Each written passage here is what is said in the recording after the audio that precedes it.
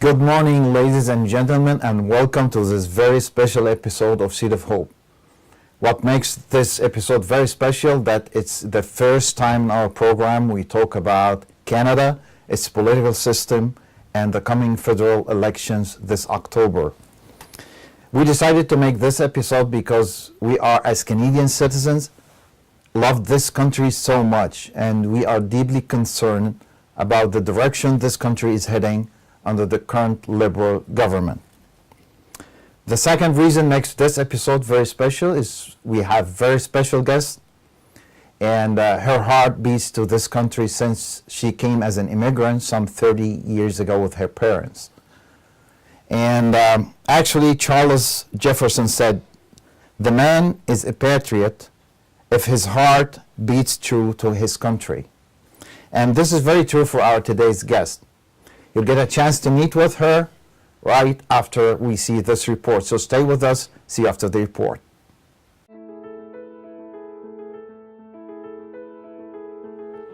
Ghada Melek, the federal conservative candidate who won the nomination for the riding of Mississauga-Streetsville in December of 2018. Who is Ghada Melek in a nutshell? Ghada is a Canadian woman with Egyptian origins who came to Canada in 1990 with her family, wishing to live in a country where they can get a fair chance at life, give it their best, and be rewarded accordingly. She found her calling as a human rights activist defending victims of religious intolerance, where she started to get involved in order to convey the pain and the sufferings of those who seemed forgotten. With a degree in mechanical engineering from University of Windsor, she started to build her own work experience. Ghada spent the past 13 years working for one of the largest consulting and accounting firms in the world. Throughout her career as a senior manager in a global professional services firm, she learned how to collaborate with domestic and cross-border teams to serve clients, with focus on Ontario manufacturing, commodities, and energy sectors. Besides being a successful career woman and a mother of two daughters, who are now 19 and 17, Ghada has been actively involved in a number of charities, clubs, and organizations, both in board and volunteer capacities. Ghada is humbled, approachable, and knows how to handle stress with a big smile on her face. Ghada Melek, federal conservative candidate, Mississauga-Streetsville. Welcome to Seed of Hope. Thank you for joining us this morning. Thank you, Ed. Pleasure to be here. I'm actually one of your fans, so I'm delighted to join you for the first time. Thank you so much. We're so excited about today's episode. Thank you. Same here. As someone who came as an immigrant to Canada, how did you come to the conclusion you belong in the Conservative Party? Isn't it the Liberal Party, the party for immigrants? Well, Ed, the Liberals claim to be the party for immigrants, but if you go back to the different conservative governments, you will find that the Conservatives brought more immigrants into the country than the Liberal parties did. That's for the record. Okay. But as to my personal conviction, good to know. Yeah. I found myself attracted to the conservative philosophy for success and prosperity, and that's why I joined the Conservative Party. Okay, can you share with our viewers what the conservative philosophy looks like? Yeah, absolutely. So conservatives believe that it's the individual and the community that are best able to solve their own problems. So when there's a need in society, entrepreneurs start coming up with solutions, with products and services that fill the need. And by empowering them, meaning leaving more of their hard-earned money in their pocket, by reducing taxes, we give them more ability to deal with those problems, solve their own problems. And it is really the market supply and demand patterns that are going to dictate what the pricing would be and which products and services should prosper and succeed and which ones should wither away and die. Mm-hmm. So basically, conservative philosophy believes that the government's job is to facilitate doing business, then getting out of the way and letting a private sector actually do what they do best, is create jobs. Mm-hmm. The liberal philosophy, on the other hand, tends to centralize power, raise taxes, because they believe it believes that government knows best. Yeah. So we will take as much of your hard-earned money into taxes and will decide for you how to solve your own problems. And also it tends to increase the size of government and growing the number of people that work for government. So this becomes a way of securing votes in the next election. Now I see there is a number of issues with that approach, which I don't like. Obviously, yeah. So, okay, what issues do you think is like you don't like most about this approach?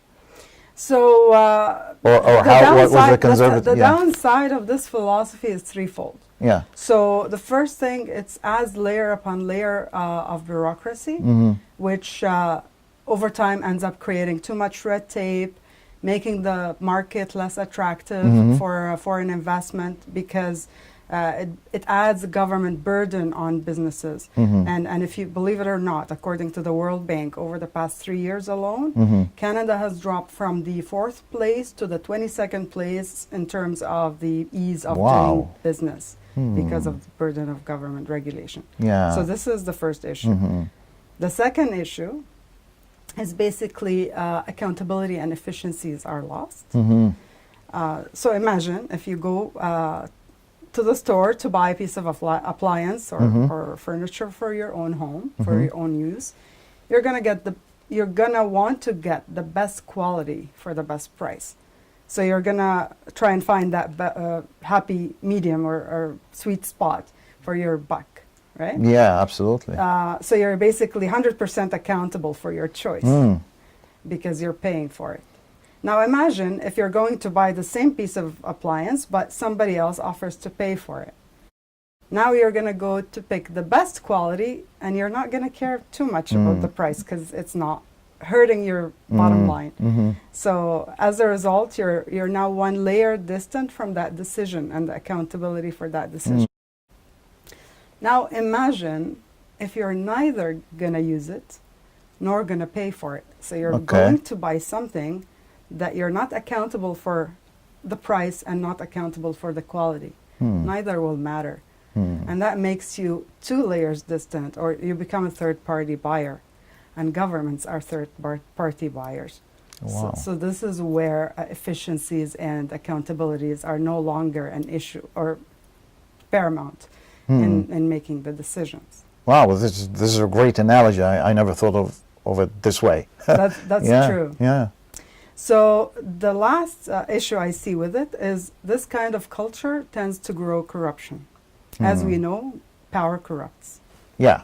And when a government feels desire to centralize power, usually they want more of it and they don't want to let go of it. And we've been witnessing this over the past couple of months and what's happening in Ottawa. We have a prime minister's office that feel invincible and they feel like deity, almost like let there be light, there has to be light. So the prime minister basically and the prime minister's office seem to have tried to interfere with the judicial system and interfere with a prosecution, a criminal prosecution, to get the outcome they want, not realizing that the independence of the judicial system is very important to the power of our democracy and the health of our democracy, or maybe realizing but just holding too much to power. So that is very dangerous, and it's something that over time becomes the norm under an environment of centralized power. Yeah, obviously corruption is the worst of them all, and we can see this happening now. The scandal is all over the place. We can see it in the media every day. And I agree with you 100%, and it's becoming obvious that liberals continue to shift more and more towards more centralized power, favoring bigger state and more control over people's lives. And I can see this in more taxation, in latest with the carbon tax, like this month, and more education control, to the extent they denounce parents' rights to raise their own children according to their own values. And now also they are putting pressure on religious institutions to agree on the government directives, even if contradicts with their faith. Yeah, absolutely, Ed. I mean, Last year, the Liberals' decision asking charities to sign an attestation form in order to qualify I for saw government that. funding, Yeah. that was an unprecedented form of control that took everybody by surprise. And that's basically the Liberal Party was telling charities, it doesn't matter who you are, whether you're a food bank, you're a soup kitchen, you're somebody offering summer camp for middle class and working class families. It doesn't matter who you are. You're gonna have to sign that you agree with our ideology if you want to be eligible for government funding. This is terrible. It's a form of totalitarianism that definitely would not be accepted or harbored under a conservative government. And how do things change if you guys win the next elections? Do you think this will be like any change in this policy of the government, the bigger government, the more control over people's lives, even thoughts and beliefs? That's unbelievable. So it goes against freedom of conscience. Exactly. It goes against the conservative philosophy altogether. So I don't see the conservative government sticking to any form of that totalitarianism. Because simply their philosophy, if you don't believe in what I believe, so you're not a good citizen, or so it's something like kind of autocracy, not democracy, kind of thing. Yeah, no, it's terrible. It got a lot of resistance and anger from a wide spectrum of communities. It was probably targeting a particular group of people, but in itself, it's immoral. There's something wrong with this approach. Okay. So no, a conservative government would definitely not endorse something like this. Okay, my next question is which I see from my readings as well, that Canadian civilization erupted from North American Revolution based on values of liberty, life, and pursuit of happiness. Liberals, on the other hand, ascribe more to the French Revolution, which values liberty plus equality. In my opinion, equality and liberty, they contradict with each other. Of course, I believe God created us equal, and we should be treated equally before the law. Yeah, absolutely. However, we as people have to decide as part of our free will what to do, and that would create in itself distinction between people. I'll give an example.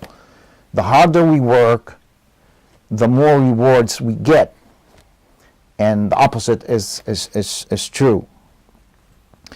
On the other hand, liberals are only seeking for material equality.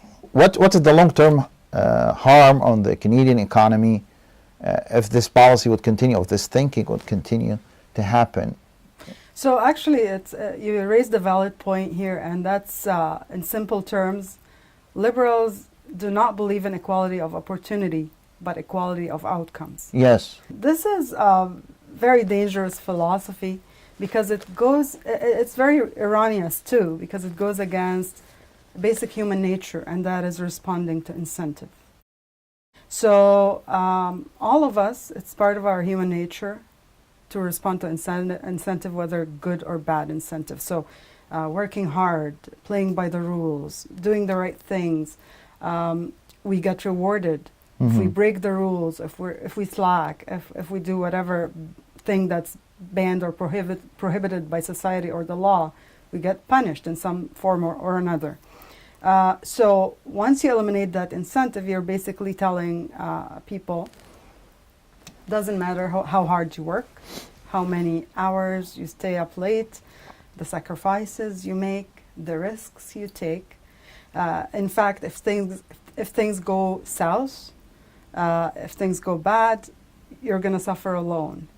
But if you succeed, we're all going to dip in and share the fruit of your labor with you. And that is a flawed logic. It definitely disincentivizes people to do the right things, to take risks, and to work hard. And as a result, that's crippling small business in particular, because they do, many of the people who start their own business, the entrepreneurs, are really fully invested in what they do. It's something probably they have passion for. It's their livelihood. It's their family business. It becomes a family thing.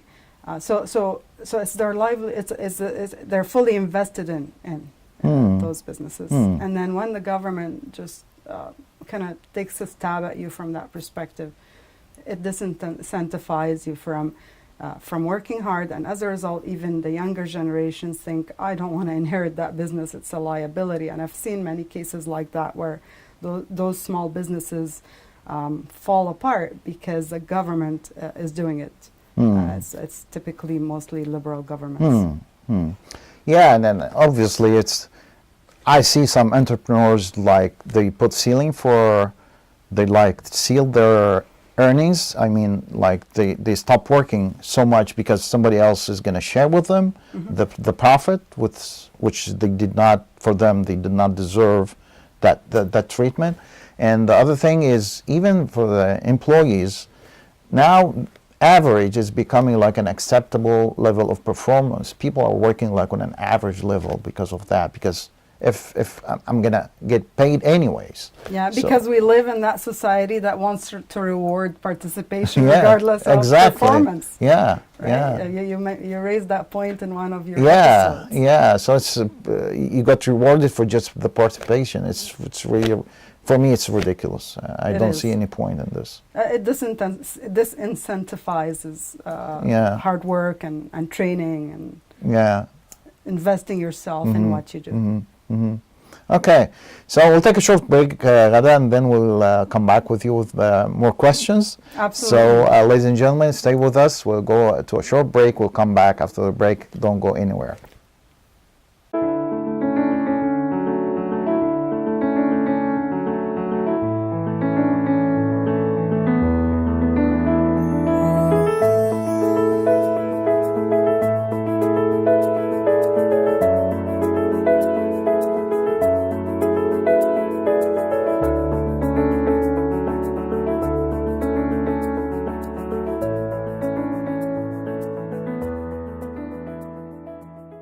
Ladies and gentlemen, welcome back after the break.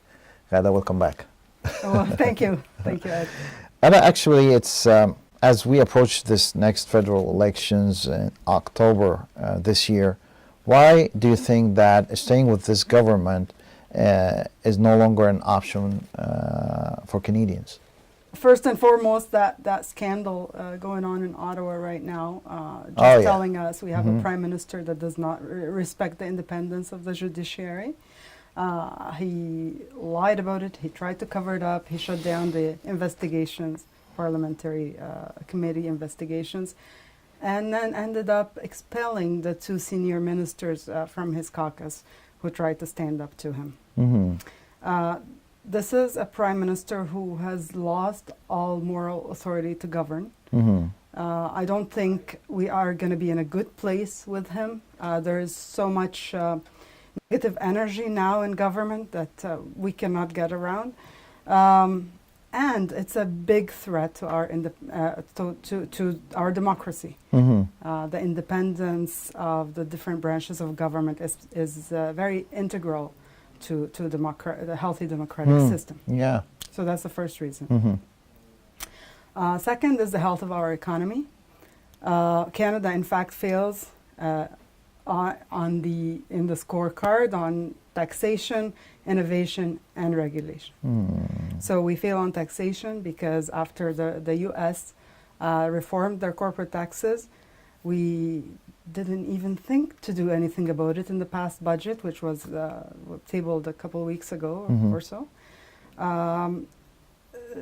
We fail on innovation because we don't want to spend enough in innovation, and innovation is usually the catalyst for growth and for bringing forth new ideas to stimulate the economy and jobs and so on. And we feel on regulation, like I mentioned earlier, the burden of government regulation on doing business in Canada has become too much. Yeah. So that's the second reason. Third, obviously, the carbon tax, as you mentioned. Yeah. That is going to go into the price, elevating the price of every household commodity.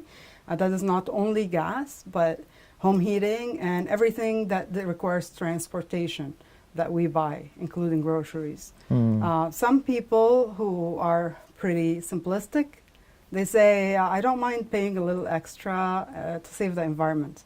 But that is not going to save the environment. That's nothing related to the environment. It's a tax grab strategy, simply because the big polluters are emitted from it. And it's you and me and the small businesses who are going to carry that cost. And also because the price will keep going up, and that's a promise from Justin Trudeau, that this is only an introduction. So we expect the price of carbon tax, well, it's not even a price, it's a tax, to keep going higher and higher. So eventually we're going to be stuck with the bill. It's going to further cripple businesses and will make Canada less competitive. And lastly, our image in the world, our relationships with the different countries have become very sour unnecessarily, and our role obviously has diminished. We've angered China, and now China's refusing to take canola imports, which is putting the livelihood of canola farmers at risk. The different countries that were sitting around the table in Australia to sign the Trans-Pacific Trade Agreement, which were snobbed, and Canada's Prime Minister never showed up, made everybody angry. The U.S. at one point in time, we started to have friction in our relationships with them. And now, well, who can forget the India trip, which made Canada the laughingstock of the world. So our role, our image have been hurt badly under this government, and we need to reclaim our status and who we are. Yeah, absolutely. And they promised to balance the budget, and it's getting more worse, I believe. It's getting worse because this government is enjoying to run deficits. Deficits today means taxes tomorrow. Because what's happening is basically imagine you're paying on your credit card everything you buy, and you're going into debt. Imagine that you're familiar with paying the bill on time, but if you leave it, that interest I would have to pay end of the day. Keeps exponentially growing. Yeah.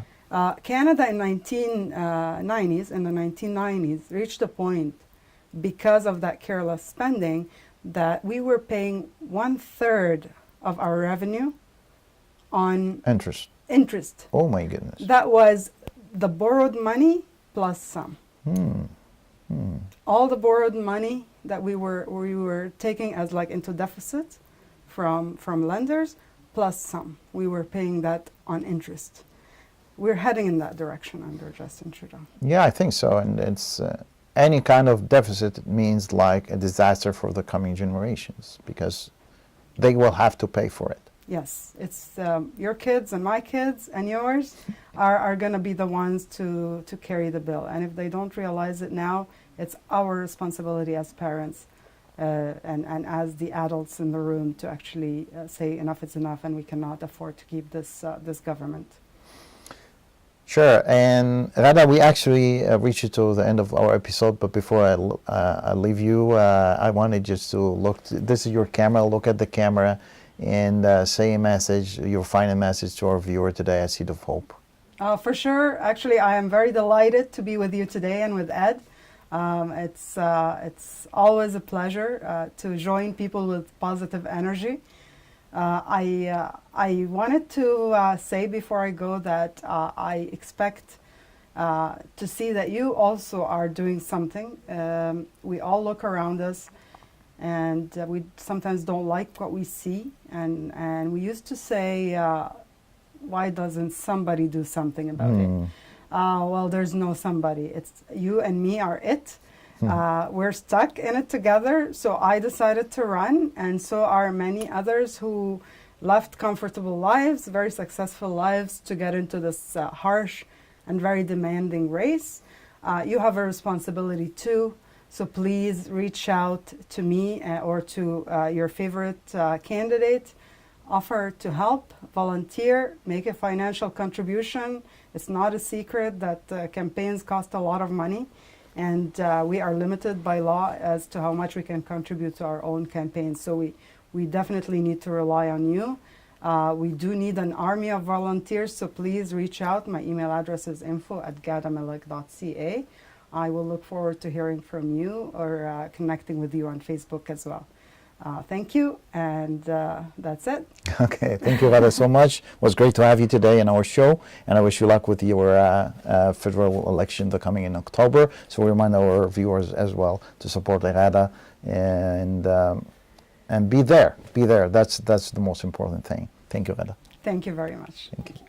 Ladies and gentlemen, a great wise man once said, "Those who go out suffering, carrying seed to sow, will return with songs of joy, carrying bundles of grain with them."